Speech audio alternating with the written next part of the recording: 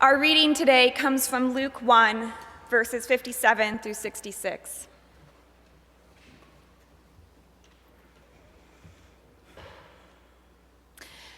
Now the time came for Elizabeth to give birth, and she bore a son.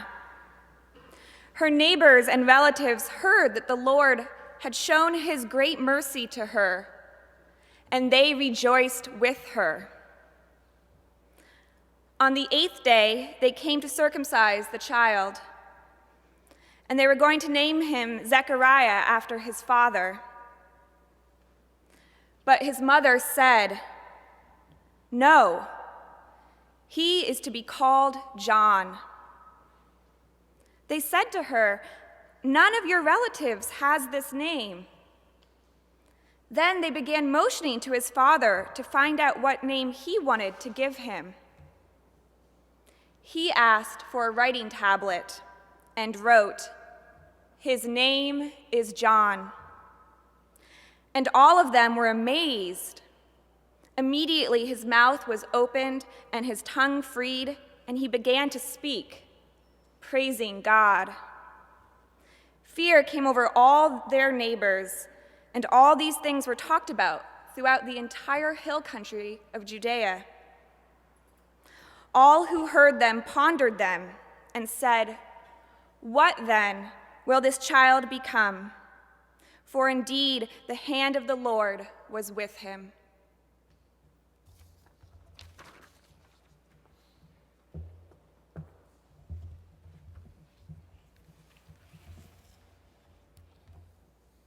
And he asked for a writing tablet and wrote, "His name is John."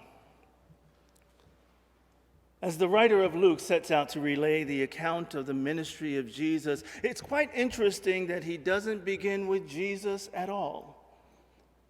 No, the writer starts with the story of a humble and righteous man and woman, the priest Zechariah and his wife Elizabeth. The first quarter of this chapter of Luke is dedicated to telling Zechariah's story. Now, Zechariah is one of but hundreds of priests that attend to the temple. By some accounts, his wife Elizabeth is said to be a direct descendant of Aaron. In the traditions of Judaism, you can see that these two are quite a formidable couple. And yet, for some reason, history plays down their importance.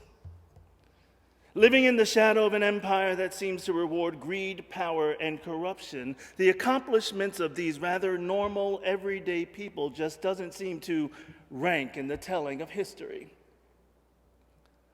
Elizabeth and Zechariah live in a time and in a place that simply tolerates them, their culture, their traditions. They are merely the foundation of a pyramid upon which Caesar so graciously sits atop. They're the everyday kind of folks who are the backbone of society, living their lives as laid out before them, making the best of the situations around them, happy with each other and happy with their faith. The writer of Luke has given us a snapshot into the lives of two ordinary people who do the extraordinary simply by living from day to day. But I can't help wonder, what kind of dreams do Elizabeth and Zechariah have for themselves? The time seems to have passed for them to have children, so if that was a dream for them, it is now a distant memory. What could they possibly hope for, wish for? Just what are the dreams of the people we see around us every day living their lives?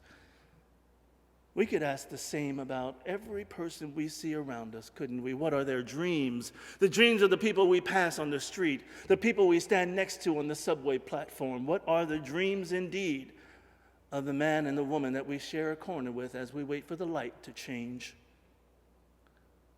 Zechariah and Elizabeth live blamelessly according to the commandments of the regulations of the Lord. Is this what they hoped for all their lives? To be in close relationship with God, keeping their part of the covenant as laid out in the Torah. Now, there are those who say that there is some satisfaction in being in such close relationship with God. It's what many of us are working toward today, isn't it?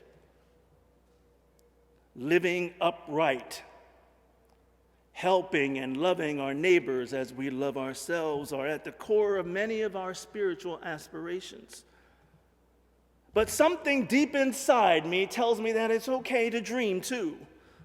Something inside me says that sometimes dreaming can be the righteous thing to do. The prophet Joel tells us that when the Spirit is poured out on all flesh, that all shall begin to dream dreams. And we are included in that blessing. We all have the right to dream dreams. In the most literal sense, the writer of Luke brings us into Zechariah's life just when his priestly dream is about to come true. For it is his chance, his once-in-a-lifetime opportunity to light the incense in the Holy of Holies in the temple. His chance to step into the very chamber where God is said to reside, to bring a fragrance to the nostrils of God so that the sacrifice to come may be pleasing. In this moment, he alone will be enveloped by God's presence. And then he will be blessed enough to offer the blessing upon God's people, saying, "The Lord bless you and keep you. The Lord make his face shine on you and be gracious unto you. The Lord turn his face toward you and give you peace."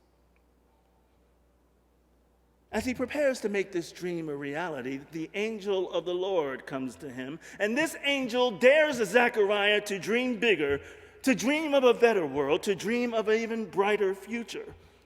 The angel dares Zechariah to dream beyond all of his past disappointments and tells Zechariah that he will have a son that will make ready a people prepared for the Lord. It will be Zechariah's son and Elizabeth's son John that will make these incredible things so. But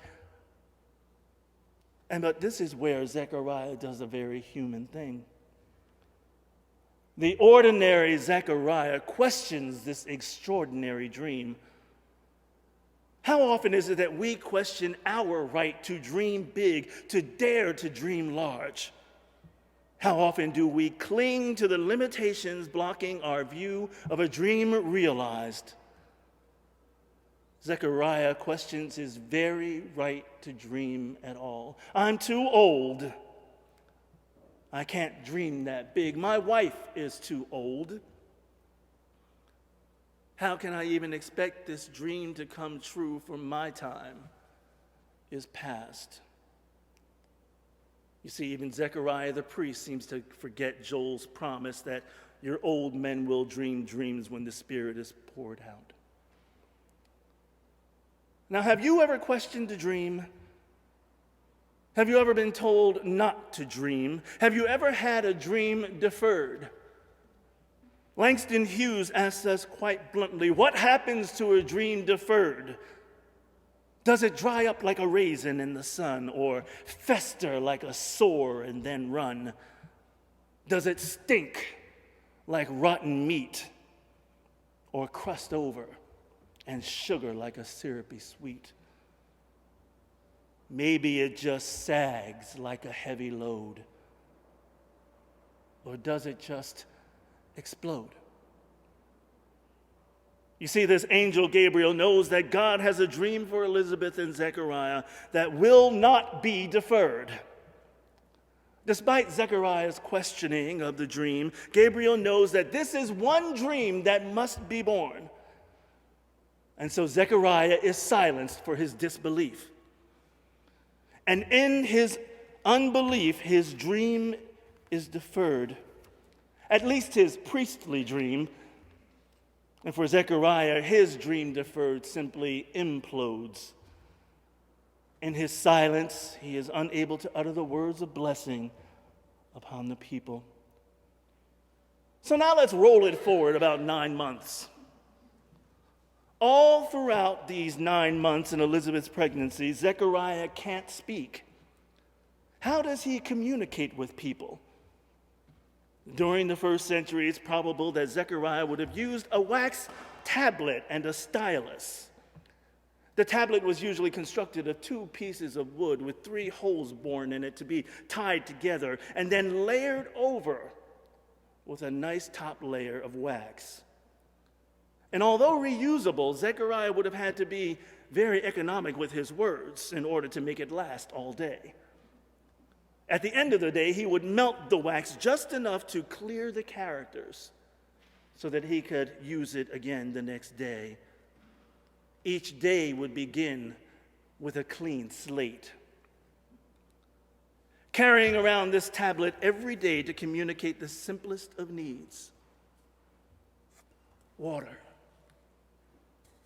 food,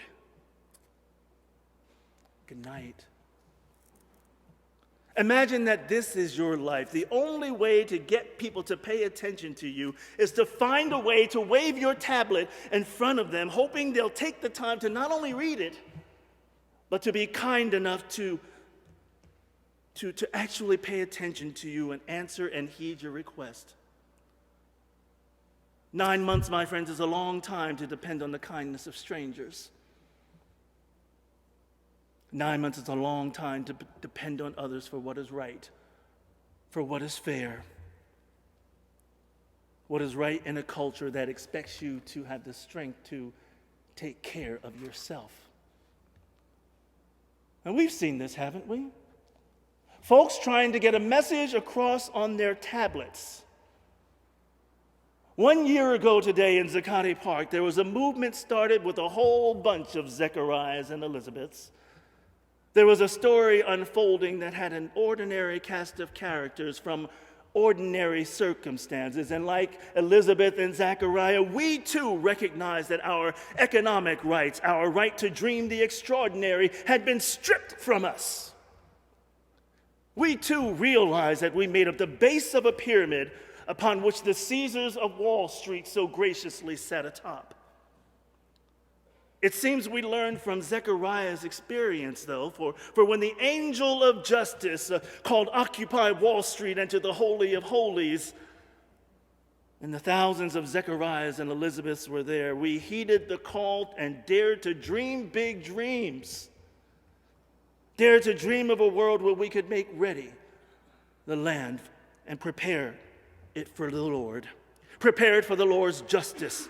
Prepare it for the Lord's equality. Prepare it for the Lord's fair sense of economic justice. And although it was not the angel of Occupy Wall Street that sought to silence us, the lords of the empire tried to keep silent our cry for justice.